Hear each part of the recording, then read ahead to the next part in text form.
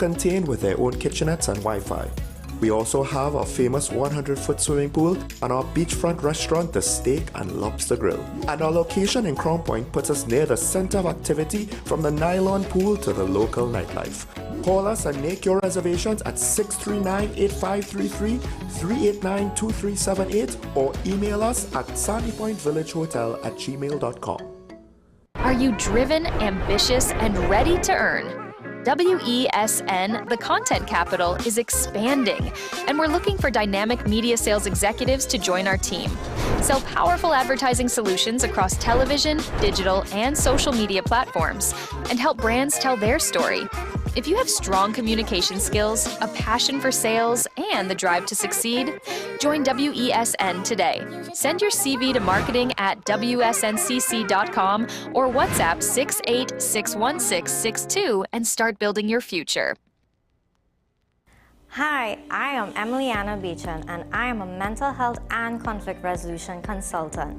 Welcome to Mind Matters, the show where we explore the intricate world of mental health and the art of conflict resolution. Join us as we hear from mental health professionals, conflict resolution experts, and everyday people who have transformed their lives through understanding and communication. Mind Matters, WESN Content Capital.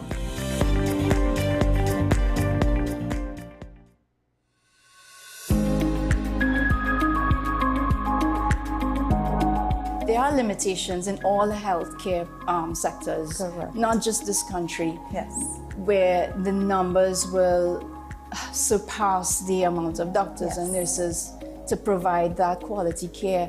When we're talking about holding a patient's hand, giving them the support, emotional support that they need, advice, that gap. Yes. You are providing that pivotal gap, so that really makes you stand out from all other NGOs as far as my experience goes. As I actually go into the homes also of the patient.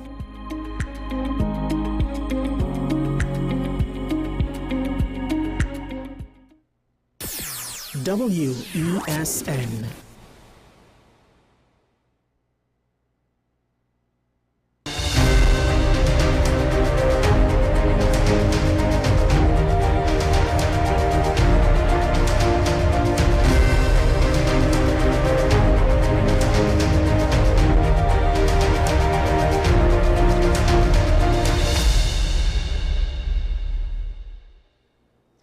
Good morning and welcome to AM Prime on WESN. I am Takia Thompson and today is Talk It Out Tuesday.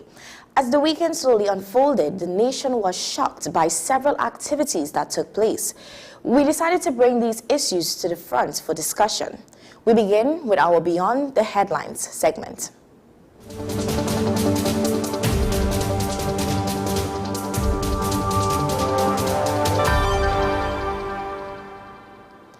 On April 19th, Acting Corporal Anisha Eversley was shot and killed while on duty inside the San Fernando Municipal Police Station.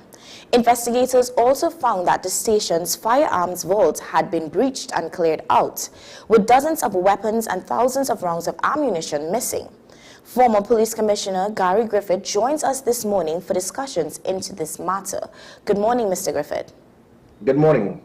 And right away, what was your initial reaction upon hearing about the killing of Acting Corporal Anisha Eversley inside a police station? Well, obviously, it's a tragic situation. Yeah. Condolences to her family. But if we are aware, this is the first time that there's been that type of assault on a law enforcement agency in the first time in the last 36 years. The last time we had this was the attempted coup. So it is nothing that can and should be trivialized. When you're hearing comments by some people, people I know will say, oh, well, this has happened in other countries. It has not happened in our country for like over 3.5 decades. I think it's also very unfortunate that this is being heavily politicized on both sides of the political fence, from social media activists for the government blaming the PNM by stating that it's a regional corporation of the PNM. Then you're hearing a UNC government minister trying to utilize this to say, well, look how great we are as a government in handling national security. It is absolute madness. I think what we should be doing is finding solutions rather than finger pointing and blaming each other, demonizing each other. What is and that is what I have spent more time. I've been about 10 different interviews last week or yesterday alone, and this must be solution oriented. It is not going to be solution oriented if those in authority, especially the Minister of Homeland Security, the Commissioner, and others, if they don't see that you have a problem, you're not going to find a solution. Yeah, and from your experience, how could a firearms vault within the police station be breached so extensively? Well, it goes right back to a few years ago when I was Commissioner of Police. The Prime Minister and I had a big confrontation as it pertained to what I was doing, which was similar to Dwayne Gibbs' action of 21st century policing. It is only in a banana republic we believe that every time there's a crime, you need to set up a police post. We have business chambers and stuff, they do that. And then politicians love to do that. You love to build a $40 million police station that really costs $10 million. The more police stations you have, it means less police officers out on the street. And that's what Dwayne Gibbs and I were doing. We're trying to take away this old-time concept of believing that you need to set up a police station at every street corner. And this is a typical example. We have more police stations in Trinidad and Tobago to secure 1.5 million people than New York has that secures over 10 million daily. And so that alone shows the backwards system that we have. Having a police post or whatever with just a hand, with persons with secured over 100 weapons, it is not required. We just need probably about 20 police stations in the country. However, we have over 100, and the more police stations mean more police officers out in the street. So the critics will say, well, that will affect security. It does not, because what you need, police stations do not respond to distress calls. People, I think you have televisions, I think you have cable TV, you will watch television shows. It's not for people don't call a police station. You have highway patrol, you have rapid response units, and all of these things we had. So I think what is required is for us to start looking towards 21st century policing. Many commissioners after me and even before me, they had that old-time concept. And that is where we are failing miserably. There's been a failure to continue the transformation of the police service that commenced just a few years ago that caused public trust and confidence to be 60%. Now it is less than 8%. So when it is you hear certain officials blowing their trumpet and saying, oh, crime has gone down. Yes, crime has gone down, but people have never been so fearful about crime as it is now. I think it might even be worse than it was pre-2010 when there were 600 plus murders as well.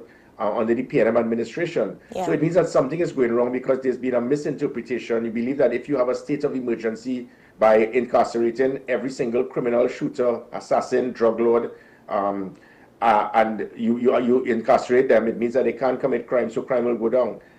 Crime reduction to the perception and fear of crime are two totally different things. And right now the country is fearful.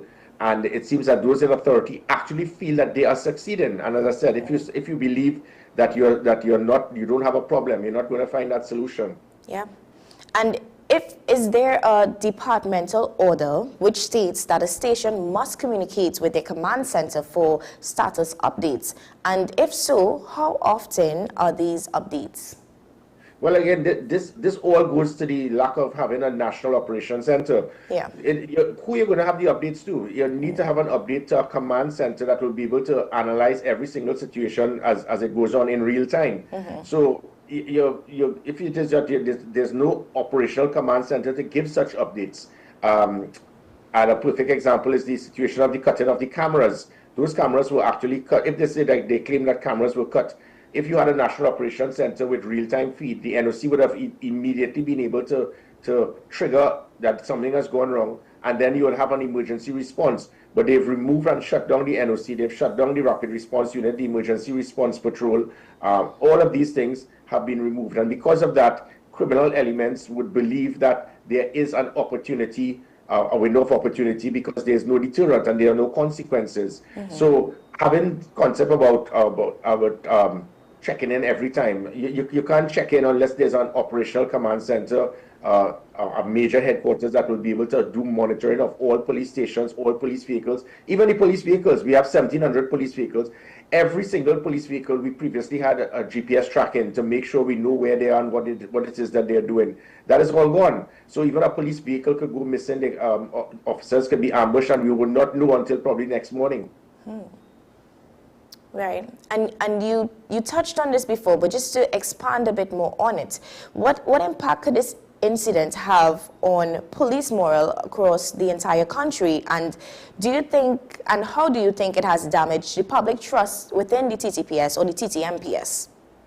Well, I think what it has done is, as it pertains not so much to the police, but to national security. Right.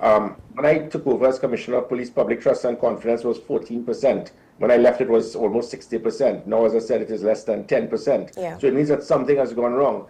And obviously, something of this nature, I mean, it hits straight to the heart. Someone's trying to say, well, it is not the TTPS, it is the Trinidad and Tobago Municipal Police. That is correct. It shows a major flaw, however, in that the authority of the municipal police, the commissioner of police is not under the umbrella of the TTPS. So the TTPS has no involvement in the training, the security management, the operations, nothing at all, which I have always complained about when I was commissioner, but I didn't have that authority to make that legislative change. But having said that, whether it is the municipal police or whatever, it has been a major dent, because it shows that criminal elements, when comments are made that this has not been a direct assault at our national security, of course it is, because the municipal police is part of the umbrella of national security. So if it is you hit the municipal police and you have attacked a law enforcement institution, a station, seize over 100 weapons, that is a direct assault at our national security architecture. And because of that, we can't just bury our heads in the sand and say, well, it's not the police. The police is not the be-all and end-all. The arms of national security involve much more than the Trinidad and Tobago Police Service. It has, so if you hit the Defense Force, you will say, well, it's not the police, so it's okay. Or if you hit the SSA, which is our heart, that's our CIA, that's our heart of intelligence gathering, you will say, well, it hasn't affected us, or customs or immigration. No. Once you infiltrate a national security facility, it shows that the criminal elements have now become so brazen, there's no fear of consequences. They feel they could go anywhere. And that obviously will trigger a massive response of fear by the average citizen, because they're saying, if these persons are so brazen now that they can actually attack our major national security institutions, what it is that's left for my home. Yeah. And you mentioned it being Homeland or national security. Now, the Homeland Security Minister had said that he's confident in the TTPS solving this incident. Do you share his opinion? Well, I would have to. I have no intention to go down the road of demonizing the Trinidad and Tobago Police Service. I will always be biased in interviews like that. Yeah. For me to criticize the police service is not going to help. It's not going to solve the problem, especially the fact that on most occasions, I have become the center point for persons to get guidance, recommendations, solutions as it pertains to national security. So if it is that there's going to be a perception that I intend to attack the police service, definitely not, because I will go right back. These were the same, there are 7,000 police officers, 6,500 of them were the same police officers out of that 7,000 that were there a few years ago when the country believed in the police service, when public trust was 60%. So, and these are the officers that people looked up to, they had the immense trust in, they believed in. It was the highest reduction in violent crime in 20 years. When you hear the nonsense being made by certain officials to say last year was the highest reduction, it was not. Under my last year, from August 2020 to August 2021, we had less than 350 murders, and that was without a state of emergency that gave the law enforcement authorities authorization to incarcerate any single person who they believe was a suspect that can cause crime to increase. So that was done without needing to have that type of SOE. So I would really and sincerely hope that the Trinidad and Tobago Police Service would get down to deal with this situation and try to apprehend the perpetrators as quickly as possible, try to seize as many weapons as possible. But there are so many hiccups that take place that is destroying confidence. I have been appalled to hear a commissioner of police say one day that the person, the reports we have is that the person was shot. That's how she was killed. And 24 hours later, you say, well, no, she wasn't shot. What type of investigators you have on the crime scene that could misinterpret a person with a gunshot to the person being strangled and then killed with a blunt instrument? It is mind-boggling. I mean, it automatically will trigger to any citizen what type of investigators you have. So the commissioner needs to be very careful in his comments. He seems to have knee-jerk approaches based on initial comments he gets, and that is, and he needs to be careful. It goes right back to the shooting when police officers riddle a car, and then the commissioner foolishly said, well, you all don't know what happened previously. That was irrelevant. This is the same commissioner who has spent more time trying to find any excuse under the sun to have firearms issued for law-abiding citizens. 10 times more firearms have been used for negligent discharges, lost or stolen by law enforcement than by the citizens who have received FULs. But yet you keep demonizing the fact and finding every excuse not to provide firearms for law-abiding citizens, which is in total contrast to the stand your ground policy by the Kamala Persad-Bissessar administration. Yeah. And the Prime Minister has announced that this was an internal betrayal against the TTMPS. What do you have any thoughts or opinions on this? Yeah, and that makes it even worse, because when she said that, what it has now done, it has struck straight in. My biggest problem as a national security advisor, as a minister of national security and a commissioner of police, was the enemy within. That enemy within, that small rogue element of police officers, they played a very big part towards the crime situation in this country. When we were able to crack 12 consecutive kidnappings, kick down doors, arrest the kidnapper, rescue the victim, on many occasions police officers were involved. And again, it goes right back to even when I was commissioner of police and was able to expose over 100 million per annum in overtime corruption. It was just about 200 police officers claiming that they were working 24 hours a day, 30 days a month, taking home $80,000 when it should be $10,000. When it is that I demanded officers be polygraphed and be drug tested, I got fight back from welfare associations for it, the Trans-Tobago Police Service Welfare Association. When I discovered through intelligence police officers running drug blocks, and I reassigned them. As soon as I left, they put them back in that location. When it is I found out that police officers were using police vehicles to escort drug lords and transport persons in FETs and charge a fee. And I put GPS tracking on every police vehicle to ensure that they stay in their area of responsibility while simultaneously ensuring that you can have a less than 5-minute rapid response. Those GPS trackings, they were all removed. When I made it a standard operational procedure to put body cameras to make sure we can monitor every single police officer in every single raid, roadblock, operation, warrant, it was removed, and they found excuses not to acquire one more body camera after I left. So the enemy within it has definitely been a major factor that has affected public trust and confidence.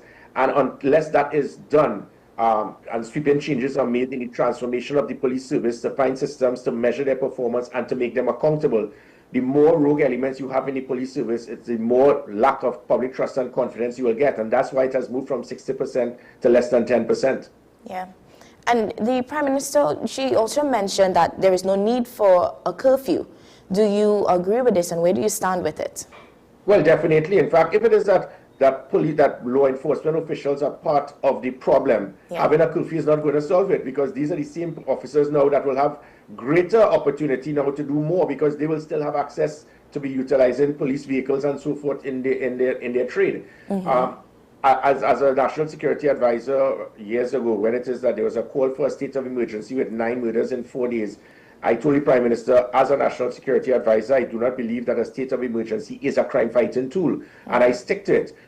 However, at this present time, I think the Prime Minister is very correct to have a state of emergency, not because it should be used as a crime-fighting tool, but she's left with no choice, because you have a Commissioner of Police and a Minister of Homeland Security. Remember, both of them were middle management. So you have someone who was probably like a clerk in a business, and then all of a sudden you make them general manager and CEO. It is obviously going to affect productivity. In the last year, there's not been one solution, one policy, one program, one unit, one technology. Nothing has been implemented by those who have the positions of authority. So in the failure of coming up with different solutions or programs or units or technology, in other words, what we call anti-crime plan, there's not been one. So they asked the Minister of Homeland Security recently, you have no crime plan. And his answer was, really? Well, then name it. I challenge him. I will eat my phone. I will eat this empty bottle of water if Roger Alexander could state one thing that has been achieved in his term, in his first year in office. And I'm not here to criticize him, because instead of these individuals looking for support, what they've done now is actually blocking people on WhatsApp, which is very childish. So what is required is, I mean, in my first 120 days as Commissioner of Police or Minister, we established the Special Operation Response Team, the Gender-Based Violence Unit, Social Media Monitoring Unit, GPS Tracking on Police Vehicles, Operational Command Center, National Operations Center, body cameras, tasers, dashboard on cameras, pepper spray, public relation training, customer service training, online reporting, police app, all of and it was hundreds of different policies. Every week, people were hearing 2 new anti-crime plans, units, technology.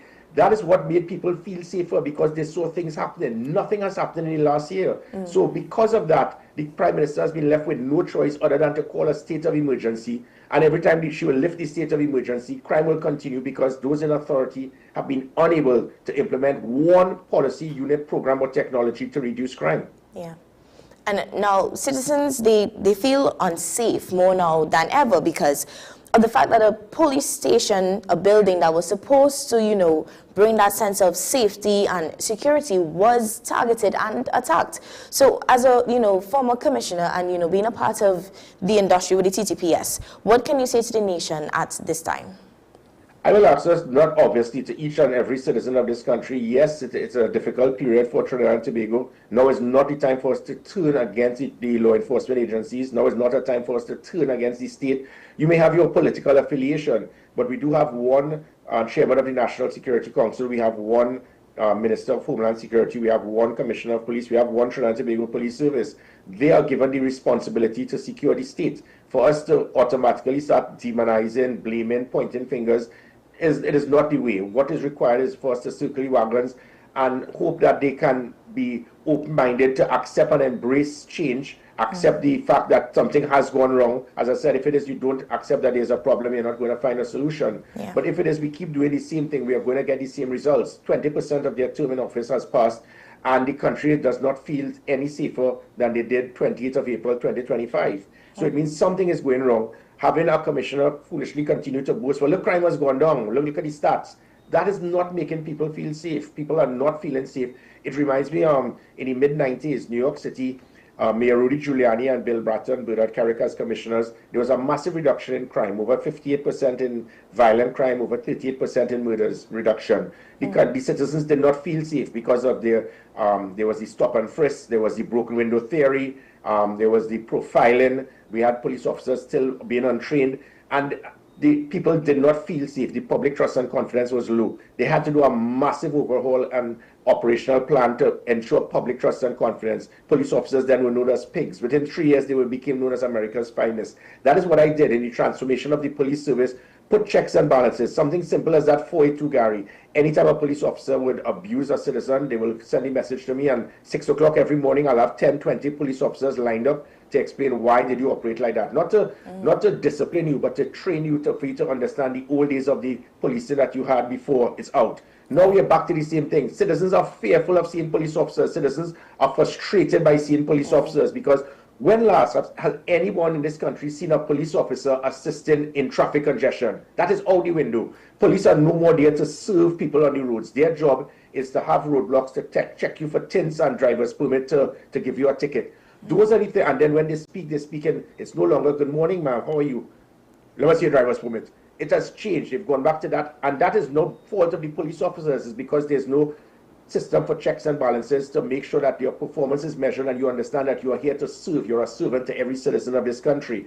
That is what is needed. This commissioner of police, his style is that. Every comment he makes is to threaten to arrest, to lock up, handcuff, not nice, have space in the jail. He's an old-time police officer, 27 years in the same department. He has been stuck in the special branch, and he's afraid to embrace the change that is required for what is known as 21st century policing. The Minister of Homeland Security is the same thing. Remember, he spent his last 10 years in the police service being on a talk show, so he does not understand that aspect of importance of training, customer service training, technology, units, equipment, programs, and it is not done. Having said that, again, I will stress that change is required, but we must not in any way look to be demonizing the Trinidad and Tobago Police Service. These officers put their lives on the line on a daily basis. They are highly trained. Yes, there are a few elements of rogue personnel in the Trinidad and Tobago Police Service, as with all police services around the world, as with all arms of protective services. We need to find systems to make them accountable, measure their performance, weed them out, and not try to find avenues to protect them. When it is you could get 1,000 body cameras acquired under my watch, and every single police officer and every single roadblock warrant operation must have a body camera warrant. And as soon as I left, 5 years and 4 police commissioners after, you remove that standard operational procedure. You refuse to purchase 1 extra body camera. It will have the country saying, you seem fearful to put systems in place to measure the performance and to keep officers in check. You remove the dashboard cameras in the police vehicles. You remove the GPS tracking that was monitoring every single movement of every police vehicle. People who recall going to ICNTT, there were more police vehicles overtaken with 3 and 4 civilian vehicles in the back. You know what that was? Police vehicles using their vehicles for hire to escort persons for a fee. And the reason that could be done is you could leave your area of responsibility, be it Sangre Grande, Caracas, San Fernando, come down into Chaguaramas and use your vehicle for hire because there was no GPS tracking. We had GPS tracking that if it is a police vehicle 4 p.m. on Rice Road on a Friday going 80 miles an hour, we know that you are now turned on your red light and your siren to beat the traffic when you didn't have a distress call. Bam, we immediately pull you in and you no longer drive.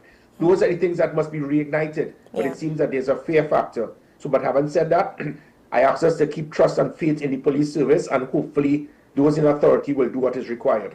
Yeah. Thank you so much, Mr. Griffith, for joining and being a part of this morning's conversation and shedding light on, something that is so unfortunate, and it really is just having to put the picture together. It really was shocking to the entire nation to know that something like this happened, or it can happen. So thank you so much for taking the time to come on and have this conversation with us. It was really informative as you shared on some things there.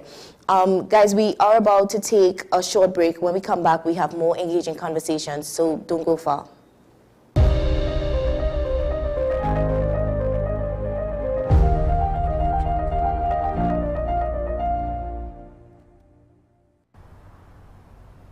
Bill and Ruth fell in love with the Benjamin Moore color Dry Sage, but they tried to match it using another brand's paint. I mean, it's close enough. Almost identical, really.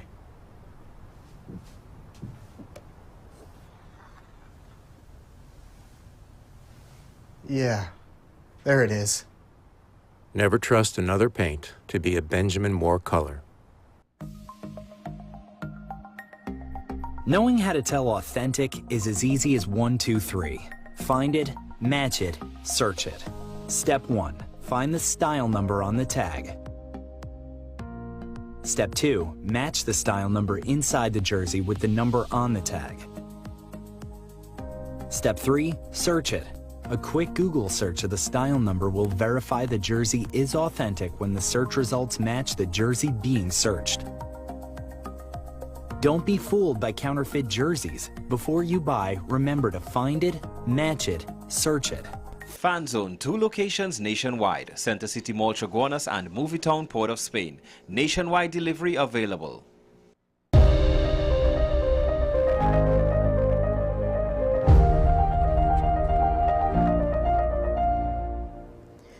Welcome back. Now, serious concerns have been raised about the nature and escalation of crime and the safety of citizens across the country.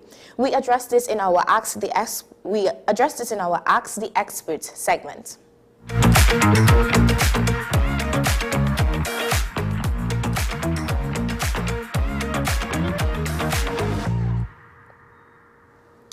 Trinidad and Tobago has been shaken by a series of tragic and violent incidents in recent days, from the killing of Jelena Armstrong to the deadly attack on the police corporal at the San Fernando Municipal Police Station.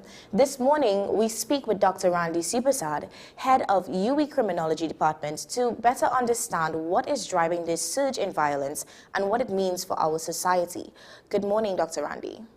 Hi, good morning. Thank you for having me on the show. Yeah, and based on these recent incidents, how would you describe the current state of crime in Trinidad and Tobago? Right, so the very first thing that I want to say is we have to be very careful about, I'm hearing the word trend being bandied about, and I notice that you use the word surge rather than trend. So we have to be very, very careful because overall the bigger picture is that the crime statistics are actually down. And the thing is, sometimes you have 1 or 2 very heinous events happening, as in the very recent past. And it changes the public's perception about what is happening with crime. No crime is good crime, of course. So I'm not saying that we shouldn't be concerned. Indeed, we should be concerned, but we have to distinguish very carefully between what constitutes a trend or even a surge versus what constitutes a decline. And when we look at the overall bigger picture and we do the comparative from, let's say, for instance, last year in the same time period, what we are seeing is that the figures are actually down, compared to the comparative period. And of course, within that low period that we, quote unquote low period, comparative low period that we are in right now, which more than likely is as a result of measures taken under the state of emergency, yes, you will have crime happening. It's something that happens, and it's not something that you can eradicate 100%. So I really want to put that in perspective and say that the public shouldn't panic when you see, the one or two incidents that really make the headlines. And unfortunately, because of the emotive nature of these kinds of events, it has the ability to alter the public's perception in a significant way. So I want us to be very, very careful about that. But crime is still happening.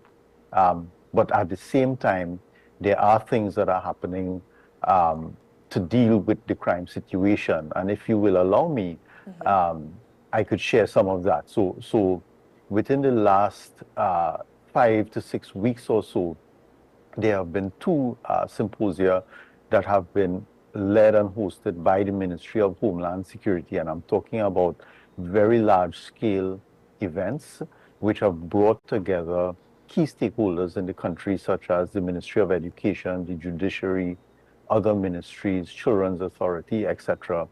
And with the Ministry of Homeland Security being supported by a team of scholars from the University of the West Indies, as well as by the Trinidad and Tobago Association of Psychologists. And what has been happening, we've been meeting almost on a weekly basis, starting to strategize and develop recommendations that could be put in place to deal with the crime situation. So as it stands, there's a long list of recommendations. I've seen it myself, a very long list of recommendations focused on primary and secondary prevention activities targeted specifically at young persons to try to reduce their propensity for dealing with, for engaging in crime and delinquent behavior.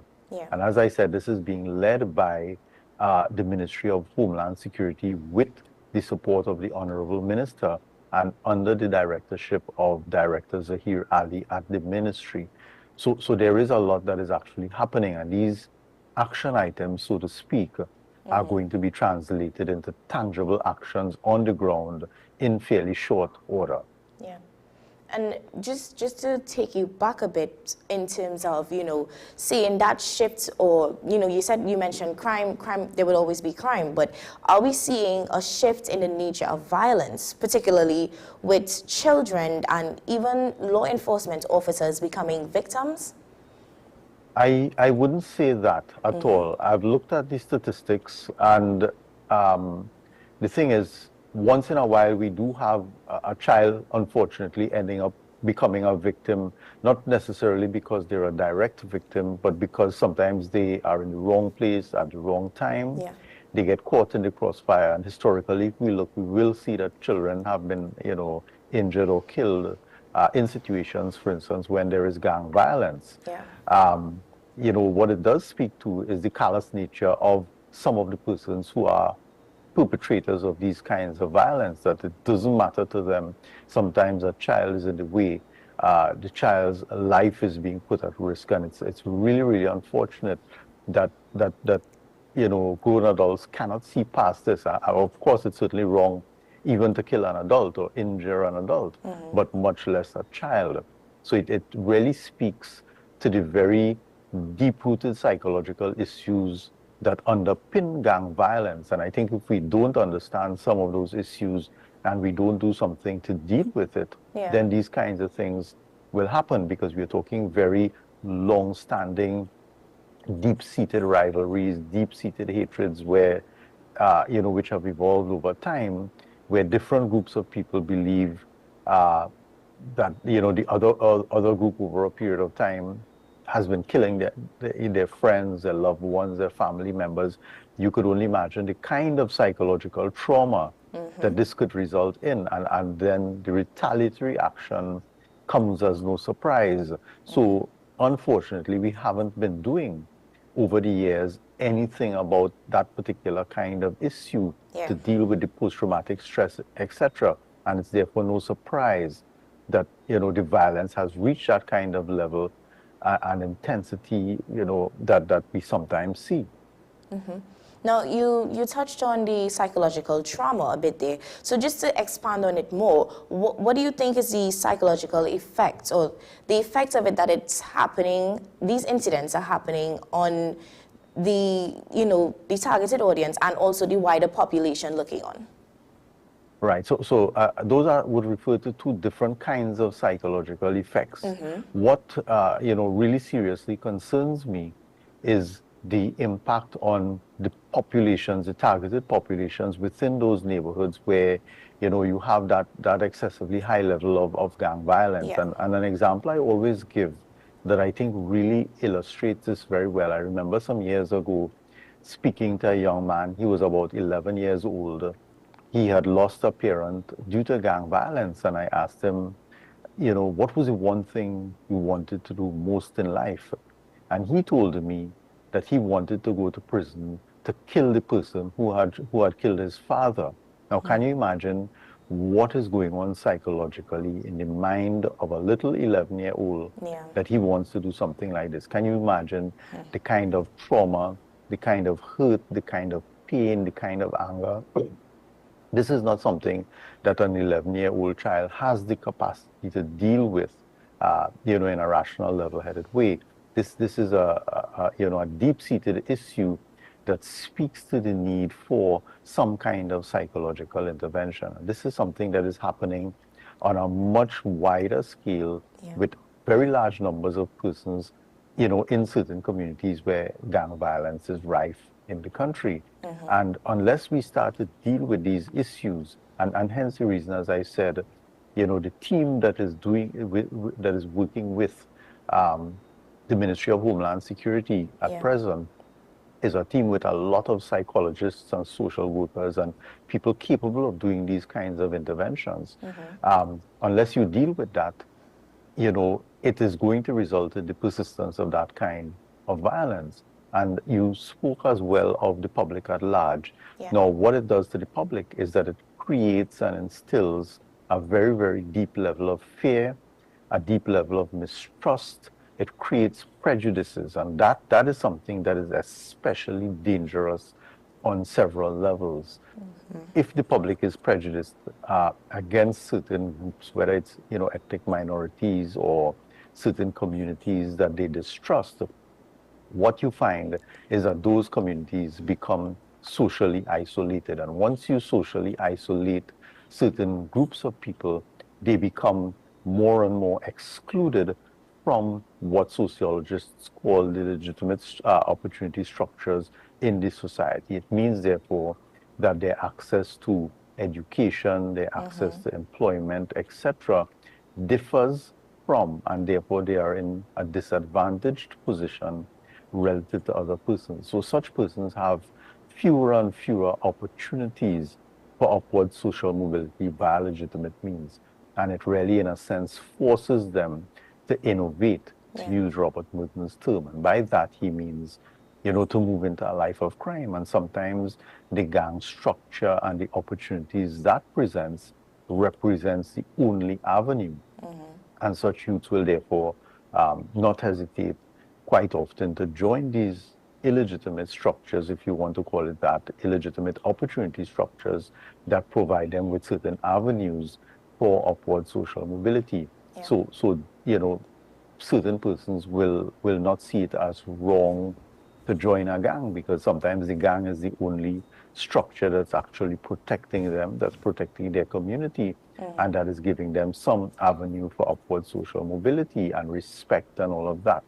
And therefore, you will find that criminal gangs will persist with ease in the country. So really, it's a two-pronged, situation where, on the one hand, the public is affected negatively, but this in turn has an impact on the groups of people, and these groups of people in turn, internally as well, have their psychological trauma that is happening.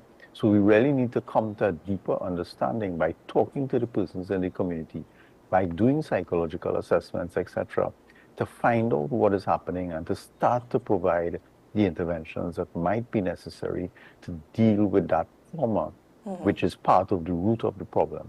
Yeah. Now, what does it say about the criminal behavior when even spaces like police stations are breached? Right. So this one is a particular troubling, a very, very troubling situation. The first thing that I want to say is that we have to be very clear that we do not cast any kind of negative aspersions on the municipal police as a whole. I would see this very much as an isolated incident. I will tell you that, and perhaps the public doesn't know, but the municipal police do receive the same type of training that all TTPS officers experience, and they go through that training at the academy with the same instructors, and indeed municipal police even receive an additional module of training geared specifically to their services at the municipal levels. Not only that, they go through very similar vetting procedures in terms of background checks, drug testing and all of that, although there are some slight differences. For instance, TTPS officers will use a polygraph testing, whereas municipal officers, they will use voice stress analysis, which essentially does the same thing. So there are vetting procedures, there are proper training procedures, and by and large, when we look historically, we wouldn't see these kinds of events happening amongst the municipal police. So this, first of all, I want to say, I would see it as a one-off event, right? I wouldn't cast any shadows on the municipal police at all. I wouldn't at all say that, as you're hearing on social media, that the police now need policing. I don't see this as a situation where the municipal police need to be guarded by other police. That is certainly unwarranted. Right. So it's an isolated situation. So given that, I wouldn't cast too wide a net to say, okay, the police is corrupt or the municipal police isn't doing their job, because there's so many very, very dedicated and hardworking persons, and I think we don't always appreciate it. Yes, there are rogue elements, and we will see it across security agencies. So I wouldn't want, therefore, to say that, okay, it has reached a point where, crime is rife within the police service or within the municipal police, or we have nobody capable of guarding us, because I don't believe that is true at all. Yeah. And even with the reports of, the stolen firearms and increased shootings, what gaps may exist in firearm security and even control? Right. So that's a very, very troubling issue, and one that is extremely difficult to deal with. The police continue to interdict firearms when they have their operations, when they go into certain communities, at the ports, etc. And, we do have the statistics that show that police recover quite a number of firearms, quite often in the hundreds every year. Notwithstanding that, the reality of our situation is that our borders are very, very porous. We are situated right between South and North America, and guns come from both directions. So from the South American mainland, they travel through South America, they end up in Trinidad and Tobago. But a very large proportion of our firearms, and I mean by that the illegal firearms, come from North America as well, where, as you know, it's very, very easy to go and purchase firearms in large quantities. So we have what we call, straw purchasers who will purchase firearms in the United States and then illegally bring it in, into our ports via different means. And it's really very, very difficult given the level of staffing that we have in terms of the Coast Guard, in terms of the customs officers, in terms of the equipment that is available. And I'm certainly not trying to justify the large number of firearms entering the country. But what I'm trying to do is to say that it's extremely difficult, given our capabilities at present and our staffing at present, to really stop that influx of firearms. Hence the reason that there are so many firearms and very easy access to illegal firearms in Trinidad and Tobago. And of course, the unfortunate consequence is the high number of murders. When we look at the proportion of murders committed by firearms, it's over 85%, with around 96% of gang-related homicides being committed with the use of a firearm. So it means that there is a very, very large number of firearms. Police continue to do their work, as I say, but my best guess is that they are only able to capture really a very, very small proportion of all firearms that are out there. So it really calls for a much more careful look at if we know, and the statistics do bear it out, that firearms are involved in a very large proportion of violent crimes, then it begs the question, what more can we do? Can we, put better scanners, more scanners at the ports of entry? Can we be more meticulous when we have pleasure craft coming into the region, et cetera, et cetera? What can we do? Can we install a radar system which could better track small vessels that quote unquote, you may say, may fly or move under the radar? Well, the truth is there are radars that can pick up even small boats on the sea or small planes, etc. So you could start to see with better resolution what the smuggling routes look like, where the small vessels are traveling to, where they may be potentially dropping off illicit, substances, as well as weapons, etc. So what are the things that we can do, to really stem that flow of illicit firearms into the country? And from a criminology perspective, what changes or strategies are urgently needed to improve this national security? Right. So I would look at it from two broad perspectives. On the one end, you have the suppressive apparatus. So we're talking the police, the courts, the prisons, etc. Everything that comes under defense, national security, and the crime suppression tactics.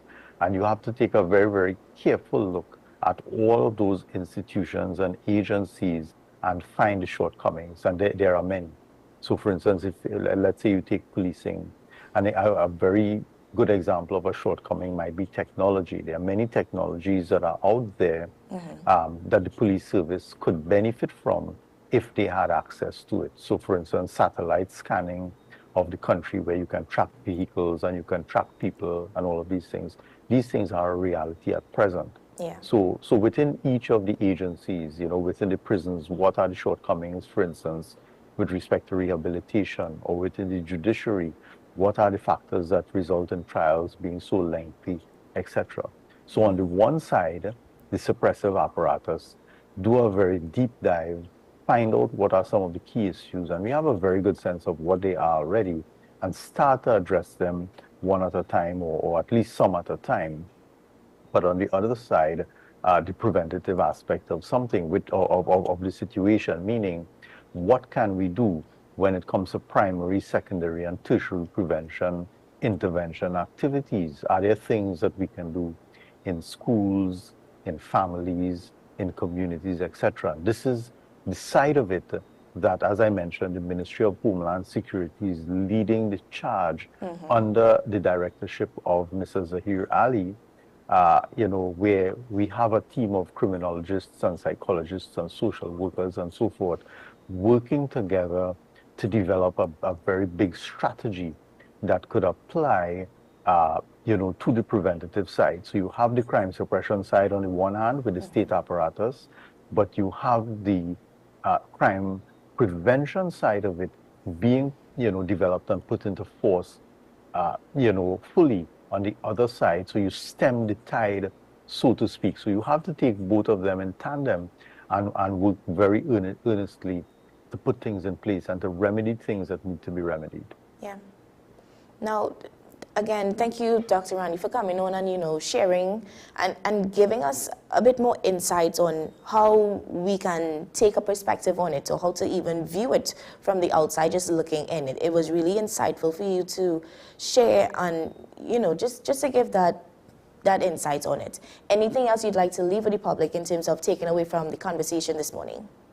Right, so I think that there is a lot of hope given what I'm seeing in the environment at present, especially with respect to the Ministry of Homeland Security and the kind of energy and drive that I'm seeing, in terms of leading that charge, of being very persistent and bringing that team to the University of the West Indies, where we meet almost on a weekly basis to try to work out the strategies. And as I said, we've reached a point where we have a very long list of recommendations, and we are starting to find ways to translate that into actual action. So I feel very, very optimistic. Yes, crime is happening around us. I'm aware of that.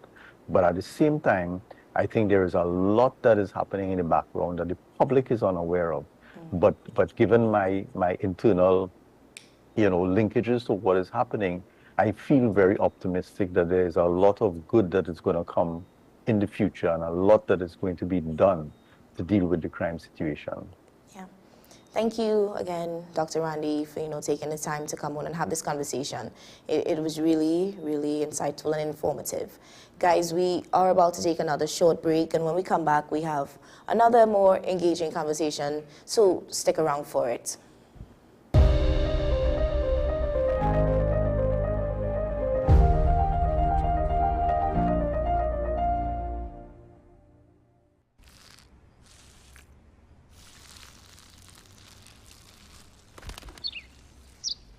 Maybe he landed here totally by coincidence. But if by chance he's admiring your fresh coat of Benjamin Moore soft sky blue, well, that's a pretty high compliment. Coming from an expert.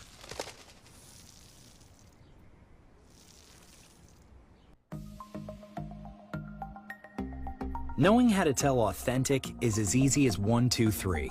Find it, match it, search it. Step 1, find the style number on the tag. Step 2, match the style number inside the jersey with the number on the tag. Step 3, search it. A quick Google search of the style number will verify the jersey is authentic when the search results match the jersey being searched. Don't be fooled by counterfeit jerseys. Before you buy, remember to find it, match it, search it. FanZone, 2 locations nationwide. Center City Mall, Chaguanas, and Movietown, Port of Spain. Nationwide delivery available. Take some time for yourself or spend some time with the family at Sandy Point Village Hotel. Enjoy our various studio and suite apartments, self-contained with their own kitchenettes and Wi-Fi. We also have our famous 100-foot swimming pool and our beachfront restaurant, the Steak and Lobster Grill. And our location in Crown Point puts us near the center of activity, from the nylon pool to the local nightlife. Call us and make your reservations at 639-8533, 389-2378, or email us at sandypointvillagehotel@gmail.com.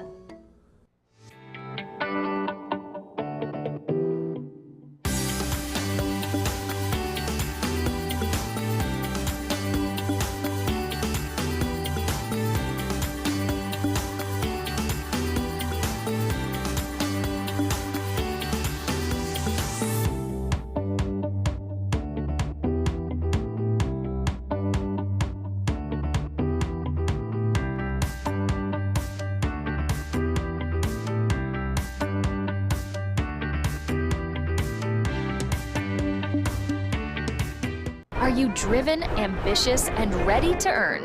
WESN, the content capital, is expanding, and we're looking for dynamic media sales executives to join our team. Sell powerful advertising solutions across television, digital, and social media platforms, and help brands tell their story. If you have strong communication skills, a passion for sales, and the drive to succeed, join WESN today. Send your CV to marketing@wsncc.com or WhatsApp 68-61662 and start building your future. Pastor J, I want to get a tattoo. You really want to me. Respond to me. How you would respond to me? The first question I'll ask is why. Controversial taboo topics. We get so consumed by church, we forget that we have to live the life of being a Christian outside of the Sunday. Like you say, services. we think going to a service makes us a Christian. Exactly. Yeah. Right. So here we are about to hear the second time Pastor J wanted to take a tattoo. Would have been late last year and early this year. Oh gosh. Hope Unfiltered podcast with Pastor J and Ren.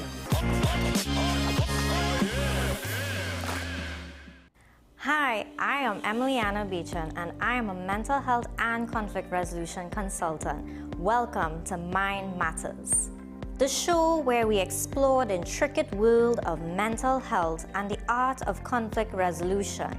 Join us as we hear from mental health professionals, conflict resolution experts, and everyday people who have transformed their lives through understanding and communication. Mind Matters, WESN Content Capital.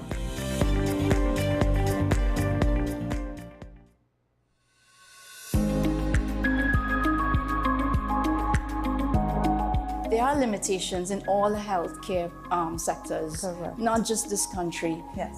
where the numbers will surpass the amount of doctors and nurses to provide that quality care. We're talking about holding a patient's hand, giving them the support, the emotional support that they need, advice. That gap, you are providing that pivotal gap, so that really makes you stand out from all other NGOs as far as my experience goes. Yes, I actually go into the homes also of the patient.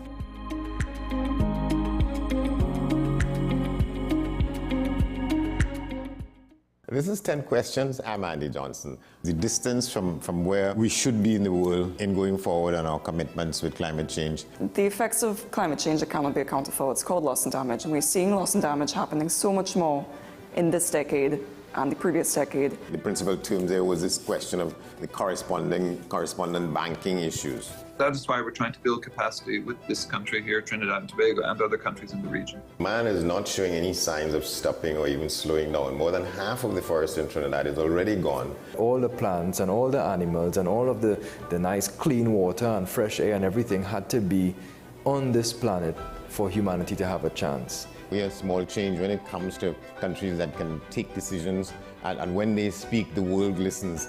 The General Assembly is a very democratic forum. And Trinidad and Tobago has the same vote as Canada, in spite of the obvious difference in size.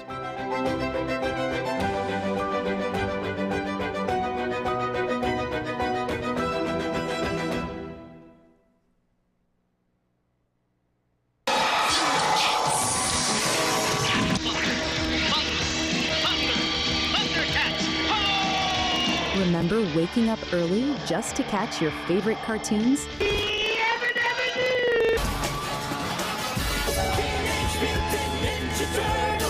WESN brings back those magical mornings with Retro Saturdays.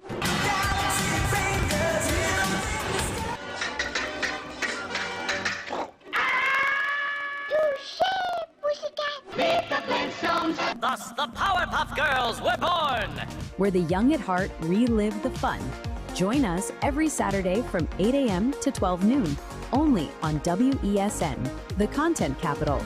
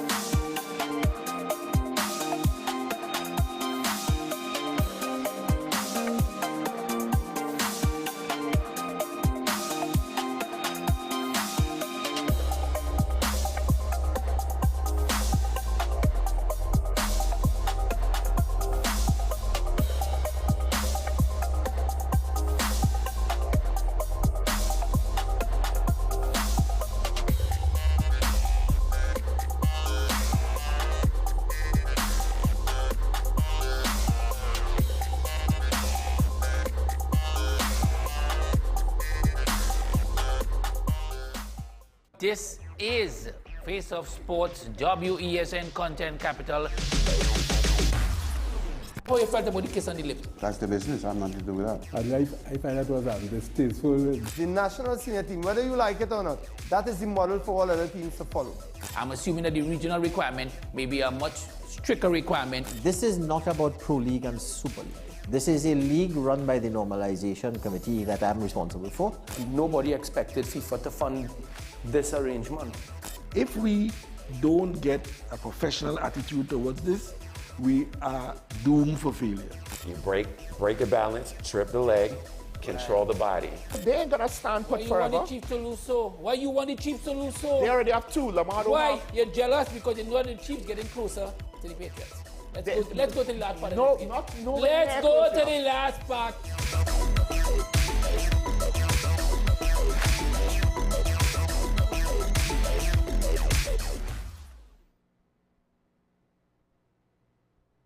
The home of Caribbean content is growing, and we welcome you to be a part of the #1 platform for young personalities who are driven to make a positive impact in society.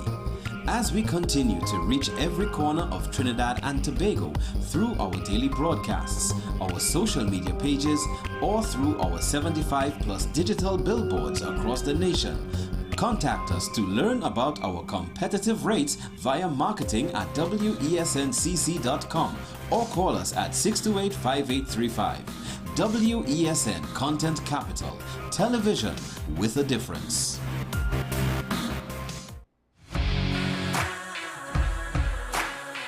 Every day, we communicate through stories. Stories of ourselves, our challenges, our goals, our experiences, and our aspirations.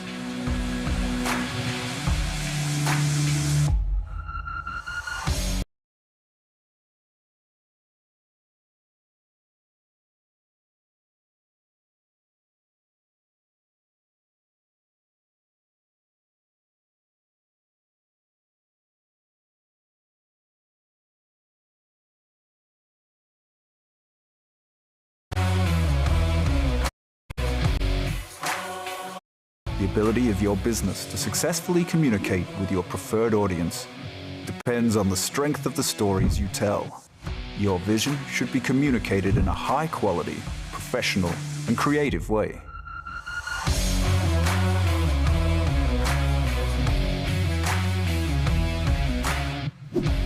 From concept to post-production, advertising to film, multi-camera productions, live events, streaming, and virtual conferencing.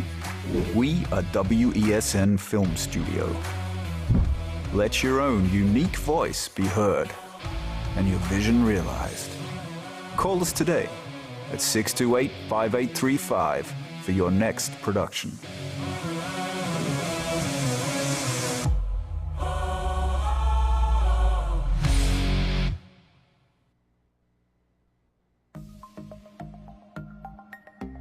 Knowing how to tell authentic is as easy as 1, 2, 3. Find it, match it, search it. Step 1. Find the style number on the tag. Step 2. Match the style number inside the jersey with the number on the tag. Step 3. Search it. A quick Google search of the style number will verify the jersey is authentic when the search results match the jersey being searched. Don't be fooled by counterfeit jerseys. Before you buy, remember to find it, match it, search it.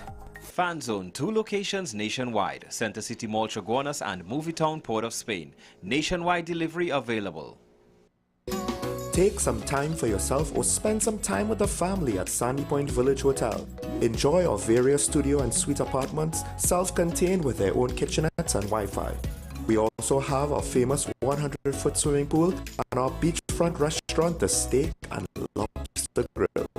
And our location in Crown Point puts us near the center of activity, from the nylon pool to the local nightlife.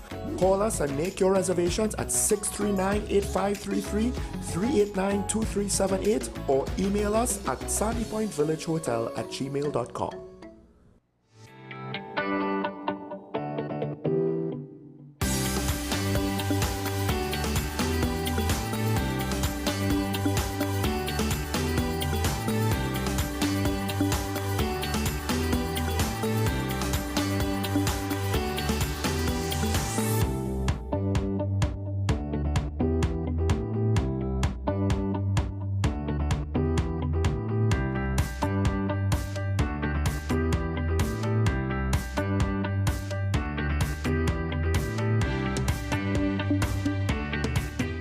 you driven, ambitious, and ready to earn?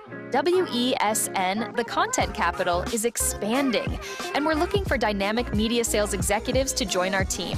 Sell powerful advertising solutions across television, digital, and social media platforms, and help brands tell their story. If you have strong communication skills, a passion for sales, and the drive to succeed, join WESN today. Send your CV to marketing@wsncc.com or WhatsApp 68-61662 and start building your future. Pastor J, I want to get a tattoo. You really respond wanna to me. Respond to me how you would respond to me. The first question I'll ask is why? Controversial taboo topics. We get so consumed by church, we forget that we have to live the life of being a Christian outside of the Sunday. Like you say, services. we think going to a service makes us a Christian. Exactly. Yeah. Right. So here we are about to hear the second time Pastor J wanted to take a tattoo. Would have been late last year and early this year. Oh gosh. Hope Unfiltered podcast with Pastor J and Ren.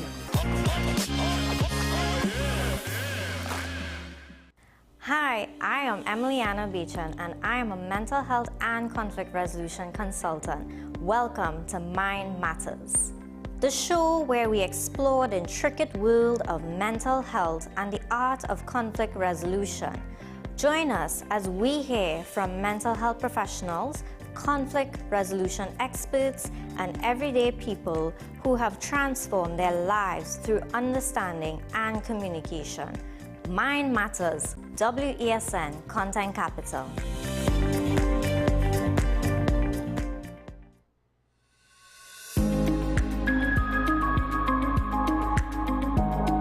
There are limitations in all healthcare sectors, Correct. not just this country, Yes.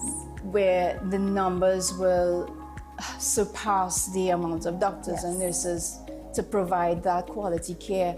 We're talking about holding a patient's hand, giving them the support, the emotional support that they need, advice. That gap, you are providing that pivotal gap, so that really makes you stand out from all other NGOs as far as my experience goes. As I actually go into the homes also of the patient.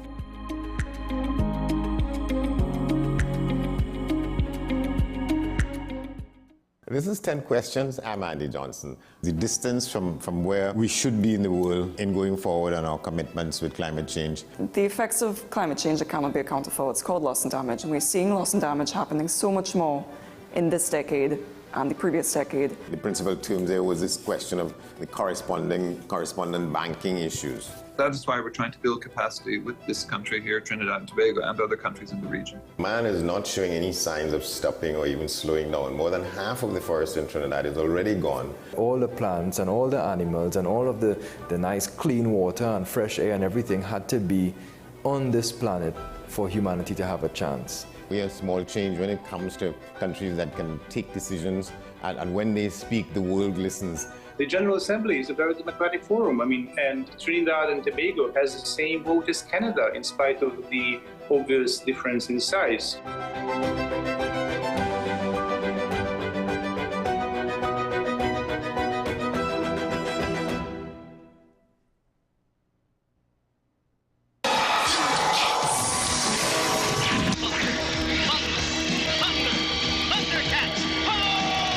Remember waking up early just to catch your favorite cartoons?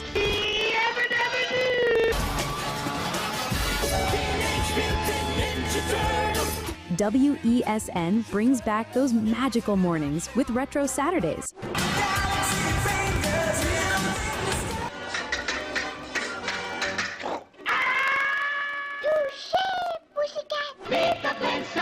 Thus, the Powerpuff Girls were born! Where the young at heart relive the fun. Join us every Saturday from 8 a.m. to 12 noon, only on WESN, the content capital.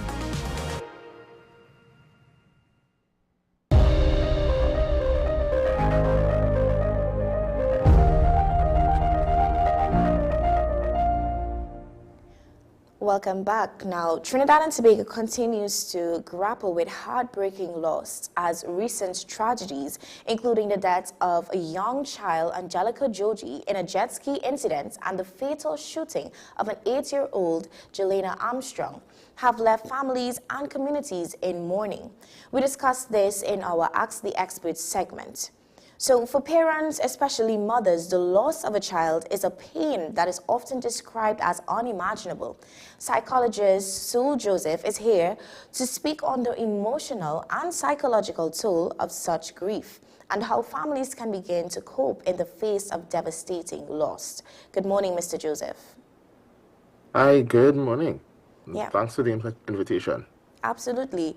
When a parent loses a child, how does that grief differ from other forms of loss? I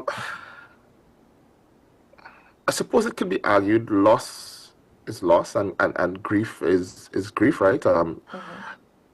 Each person deals and treats with their own grief and their own trauma differently.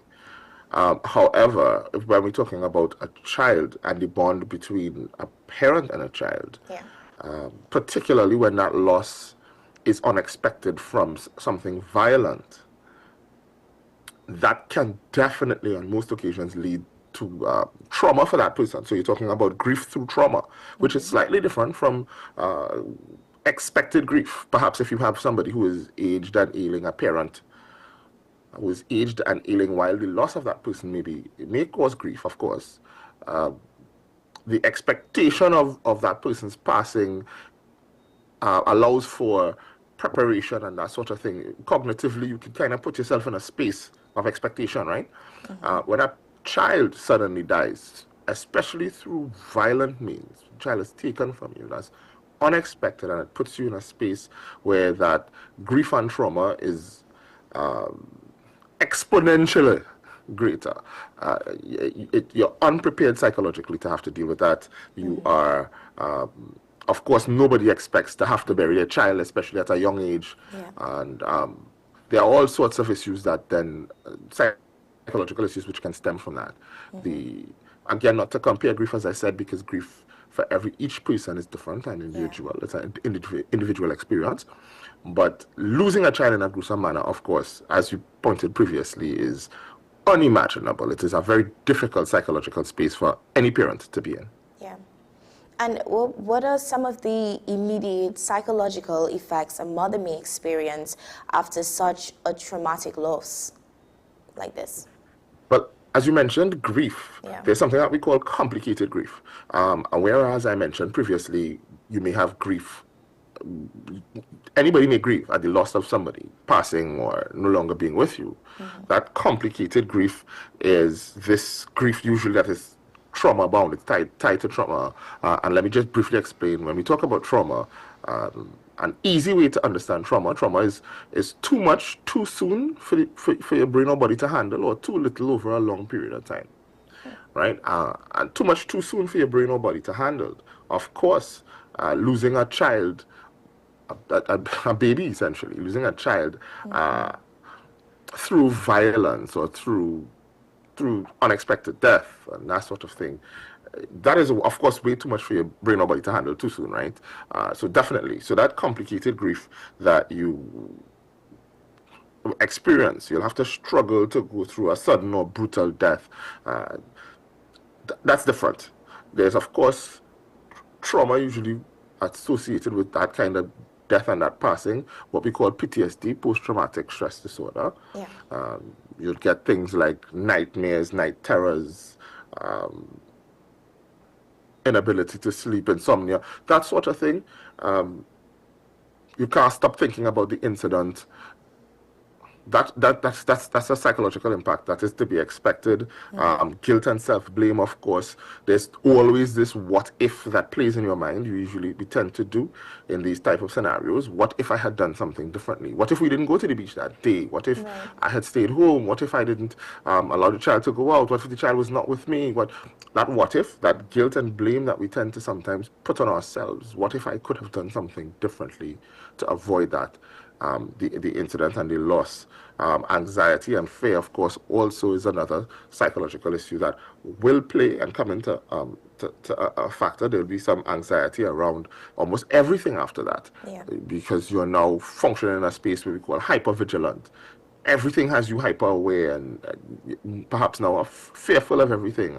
If you have other children, you're now worried that it may happen to your other children and that sort of thing. You may have some issues with identity disruption. When you become a parent, being a parent becomes part of your core identity as to who you are as a person. Losing that is like losing part of yourself. You've lost part of your identity as a parent. That too can have implications. You now find yourself maybe frozen. You don't know how to function. You don't know who you are as a person anymore. You may now start finding yourself socially isolating. You don't want to talk to anybody. You don't want to be around anybody. Or maybe the opposite. Maybe you try coping by drowning your sorrows. Always out liming, always out doing social activities and so on. Or you are using external substances to try to drown whatever pain and sorrows that you feel. And of course, ultimately, all of these things can impact your physical health. Yes. So you can now find yourself getting sick often, or developing other ailments, cancers and so on, or migraines or dizzy spells. That sort of thing can happen. So you have all of these psychological issues that can then trigger these physiological issues. And you mentioned, and you touched on it a bit with the coping mechanism. Now, can you give some, or even share insight on what can be some healthy ways versus unhealthy ways to deal with grief like this one?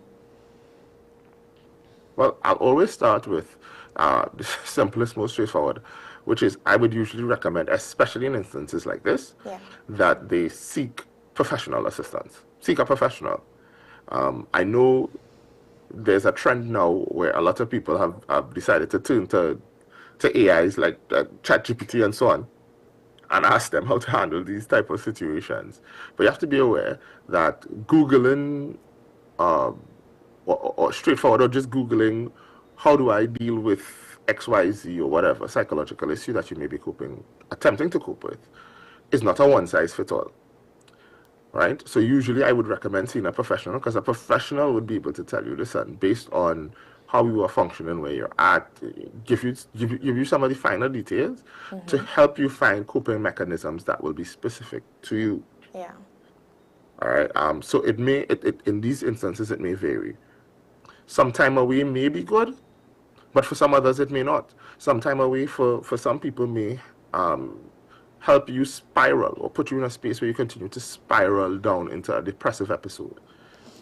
And for some persons, they may need that. Some persons may need that time away to recollect, gather, put themselves back together before they can then face the world again. Some persons may, what I would recommend though, is to be careful that we don't mask. So we don't, it may look like you're coping with whatever the issue is, but you're masking it. And masking is just a simple term that you often refers to, you're wearing something in front of your face. Think of a mask, an actual mask, that you put something on your face that hides you behind that. So let's say instead of treating with the issue, you decide to go to every single party, hit every single bar, and you keep yourself busy every day. And that may seem like a healthy coping mechanism to some persons because you seem to be doing fine. Right. But this is you not dealing with the issue at all, which is just kicking the can down the road. It does not address any of the issues. It does not help with specifically with some of the deeper lying issues that you may have, but it looks as though you're doing fine. Yeah. So it's, I won't say it's not a one size fits all, but there are some healthy things that persons can do. Things like physical exercise usually helps to some degree. I'm not saying that it will help everybody in every situation. Walks, nature helps. Whether that is gardening, taking walks in nature. But again, those things may not necessarily or specifically work in initial phases, as you may have intrusive thoughts. And intrusive thoughts, those things need to be addressed, and I would usually often recommend that they be addressed by some kind of professional in the field. And many people, would throw around the saying, time heals. And can you tell us from a psychological perspective, is that really true? Well, it depends. If you have a cut, time will heal the cut, right? Yeah. But you often, what I would tell persons is, even when time heals the cut, it leaves a scar. It also, time heals under specific circumstances as well. Because if the cut is infected, then time can't heal the cut. You're dealing with an infection. Right. So under specific circumstances, if the wound is clean, if the infected parts, if you're able to take out the infected parts of the wound and so on, sometimes you have to cut out pieces and so on. And so under the right circumstances, yeah, time will do some healing, yes. There'll also be scars. So time does not eradicate the scars. Time works in a very specific set of circumstances to do that healing. And if you don't address it, what happens is it never heals properly. So the skin may heal over, but the wound itself never heals. And so every time you agitate it or a circumstance arises, the wound opens again. So I would advocate that persons, again, seek a professional who can help you clean the wound. You want to clean the wound, you want to, and of course, yes, time also plays a factor, because over time, the pain of losing a child never goes totally away, but at least it could help you return to some level of relative normalcy in terms of your functioning. If you don't have the wound cleaned, disinfected and so on, and addressed prior to time doing its thing, the wound itself will never heal properly. Time alone can't do that. And you started touching on it a bit, but just to expand on it more in terms of, would it ever be possible for a parent to move on, or would it be more about just learning how to live with the loss? How do you move on from losing a child, right? Making another child does not eradicate the pain of losing a child, particularly losing a child in such a gruesome kind of fashion and manner, right? If let's take example here, let's look at parents who lose a baby. Your baby is stillborn, or through some complication, your baby passes on, and there's not much time for parental bonding, right? You haven't been able to spend a lot of time bonding to your child and so on. But that loss, a lot of people talk about how severe the depression and so on that you experience from losing a child is. And that's a child that maybe might be stillborn or unfortunately passes not too long after birth. Imagine having a child 6 years after that you've bonded with, 6 years after you've built a relationship, you've had plans, you've done all this, right? How much more difficult that can possibly be. So to say that it's something you can move on from, forget and just, how do you forget 6, 7, 8 years of your life? How do you forget spaces that you would have created for this child? Every time you see the space, every time you see a house, every time you see a school, every time, there would be dreams and all sorts of things that would have been cemented in your mind and plans. To say that you could just simply move on, I don't see how that is something that is completely possible for the average person to do. So no, you're going to have to find ways of acceptance and not necessarily forgetting and moving on, kind of. So it's not going to be a matter of, this happened and, oh well, let me move on with the day. There may be things like having on the child's birthday, you may have to have remembrance services or go to the graveyard or whatever. But things where you can accept this is something that happened, accept that this is something that's unfair, and while the pain may never ever really go away, it may become part, something that you can accept would have occurred, and that you're living with this grief. Yeah. This is something that you can move on and function with, but you can live with it, as opposed to it being an incident that freezes you in this moment and you can't recover from, can't continue to function. Yeah. And how should the surviving siblings be supported after losing a brother or a sister? Oh. Again, I would recommend professional intervention. It is difficult to specifically state how each sibling, because each person, as we mentioned previously from inception, each person handles grief differently. Yeah. So I would recommend, off the cuff, that each child see a professional, see a therapist, see maybe even medical professionals to see if there's been any physiological impact or physical impact, essentially, on them from this level of grief, right? Of course, as I mentioned, some of the other things the parents would be experiencing, self-blame and the what-ifs and so on and that kind of thing, may also be issues that the children may be grappling with, right? Survivor's guilt, that sort of thing.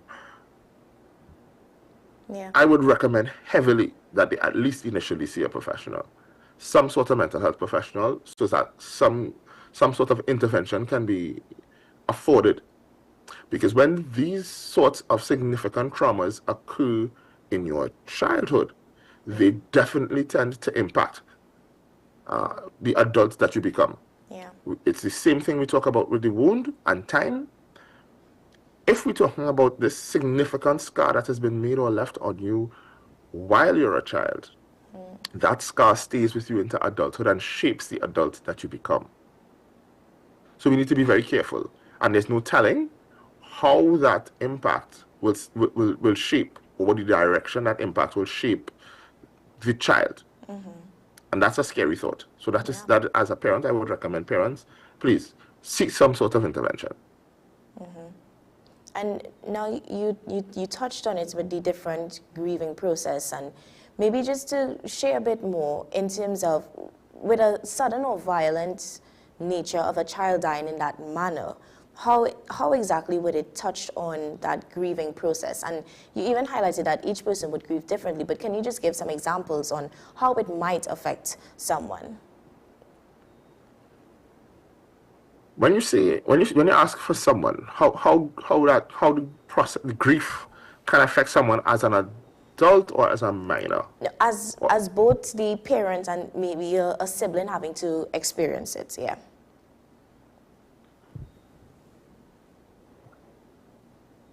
Let me be very cautious in saying what I'm going to say here. Now, as a parent, of course, there's significant level of. Let me backtrack. Any trauma changes a person. Yeah. Any trauma, it doesn't matter, because your brain changes how it functions. Physically, your brain changes under trauma. The connections within your brain, right? The connections within your neurons and so on, those things are physically changed by significant trauma. So anybody experiencing a significant trauma is changed. You don't enter a significant trauma and come out the same afterwards, right? There are physical changes, physiological changes to your brain. So I just want to have that established. As an adult, you would have developed over time some kind of coping mechanisms, some healthy, some unhealthy. You'd have developed ways, and by coping mechanisms, we're speaking here now of things that you use to help you deal with life. The difficult times, the happy times, the hard times, those things that you use, whatever they are, whether it's meditation, talking to yourself, talking to your creator, church, whatever, hanging out with friends, whatever are the things that you would have used as an adult, these we call them coping mechanisms. Yeah. And you would have developed coping mechanisms throughout your life, some healthy, some not so healthy. So as an adult, when you experience trauma, there's a greater likelihood, because of experience, that you may be able to treat with that a little better. as a minor, as a child, you may not, or you probably would not have developed, you wouldn't have had the life experience to develop coping mechanisms that would treat specifically with circumstances and issues of significant fallout, trauma. It means that essentially as an adult, you have some armor. The armor mightn't protect you completely, but you have some armor. And as a minor, you have little to no armor. So could you imagine having to face, or perhaps if you want to look at it this way, having somebody you have a bulletproof vest facing an assault versus somebody with no protection whatsoever. And so often, as we say, when we look at children having to face or deal with traumatic incidences and traumatic events, that a child may often be more exposed because they have not developed those coping mechanisms to deal with difficult periods, difficult times and traumas yet. Yeah. Right? So that may be difficult, that may be a bit more difficult for children to have to deal and cope with, and may leave more significant in terms of an impact, while it may not look so initially, but it may leave more significant of a scar because they are unprotected. That means that when trauma impacts at such a significant level to them, it may change and impact their brain and functioning a lot more differently, to a point where they may not even recognize. A lot of choices that they then make later in life may come from this particular incident of trauma. And if, to use a less, or maybe a more common example, if you are significantly beaten to the point of almost abuse as a child, that impacts you significantly as an adult. You may find as an adult, you too now resort to violence and so on or whatever, or you may find as a child, as an adult, you significantly shy away from conflict and anything that will lead to violence because of this significant incident of being physically borderline abused or beaten badly as a child. Whereas think of an adult being physically assaulted, the impact may be different or would be significantly different. So as a parent, yes, as an adult, yes, it will be significant. It will impact you. You may process it a lot more, right? So it may be in your head a lot more as an adult.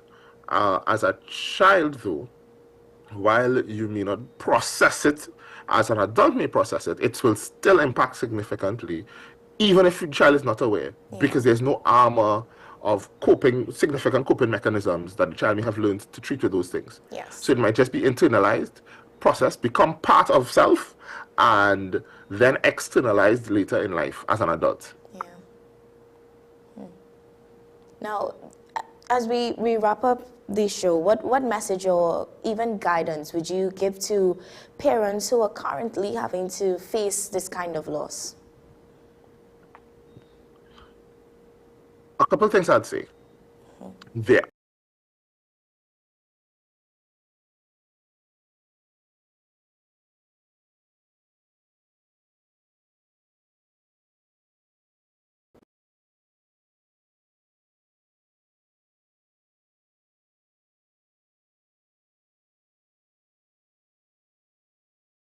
would have experienced something similar.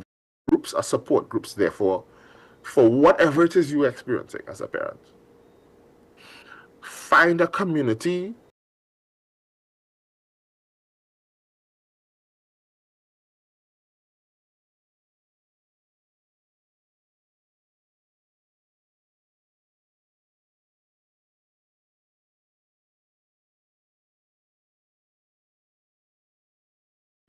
very similar. So there's a community of support. Find that network, that support, those persons who could understand the lived experience that you've experienced. It helps. Find that support. And two, I would advocate always for to see a professional. Seeking professionals, even if it's just an initial intervention, so that you can have an idea as to where you sit psychologically, what's going on with you, and perhaps even other children if you have children as well, so that we can get that initial assessment, so that we can determine if the wound can heal properly or you need surgery. If the wound needs cleaning and disinfecting prior to allowing you to let time heal it. So I will just leave by closing saying that you're not alone. I know that whatever incident that you face feels insurmountable, but with professional intervention and assistance, things will get better. Yeah. Thank you so much, Mr. Joseph, for sharing those words and letting the families who are looking on, or even the ones to go back and let them know that they're not alone. And even in this time, it may seem as all hope is lost, but there are communities, there are people out there that you can turn to. And as he mentioned, seek an expert on these kind of incidents where they could advise you in a more formal setting to actually be specific to what exactly may be happening with you.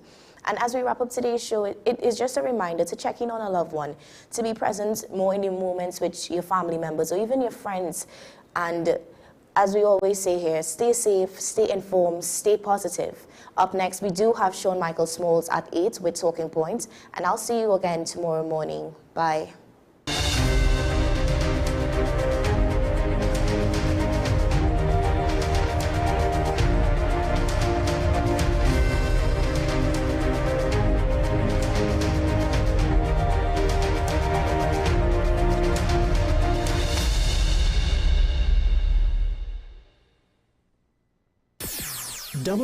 WESN.